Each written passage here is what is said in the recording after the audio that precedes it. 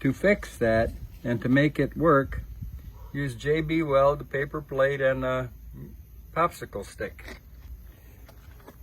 You can fill this back into its regular diameter. You'll be rough, you won't make it smooth, so you'll have to use a small half-round file to smooth everything out to get it back close to where you need it. And you can see on the edges here that I built it up almost 1/8 of an inch.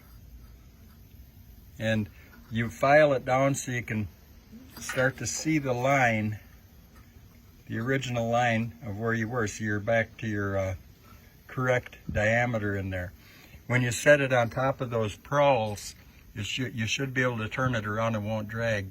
If you got it too rough and too much in there, when you pull start it, it'll unscrew the bolt and this will all fly off up inside the motor and probably damage some stuff. So you want to be careful there. Okay, and next I'm going to start it up and get her to run. There's one adjustment on this Tungsten carburetor, and it's for the fuel-air mixture. And the Tungsten carburetor has a fuel-air mixture valve right there. I didn't know how to set that, and when I took the thing apart, that was cranked shut. So that's another reason why I haven't been able to start it in a long time. This machine hasn't run in over 30 years. I used the chainsaw rule of thumb and opened the air mixture up to 1 1/4 turns on the needle valve. There's no other adjustments on this. Just get into the carburetor and make sure that you have all the ports cleaned out really good and clean. I cleaned this motor up real good. She was really pretty messed up, and I like I said, hadn't run it in 30 years. The fuel valve here is a simple plunger with an O-ring in the bottom of it. And if that thing goes bad on you and it doesn't stop running fuel, you can just go down to Ace Hardware and pick up another O-ring just the same size as that. It's real cheap. And so there's the fuel line. There's a 90-degree fuel line right here.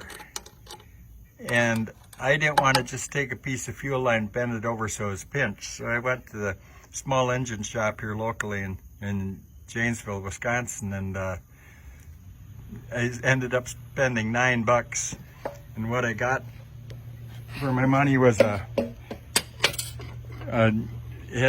two bends in it. So I ended up with, this is the original, and it was all busted up, and I was leaking fuel all over.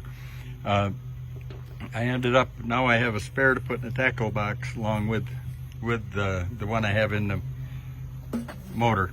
So I'll be back in a little bit. I'm going to put this back together, and I want to show you how it starts. I haven't started this in about 4 days now, so and we're going to see how she goes again. I've only run it a couple times.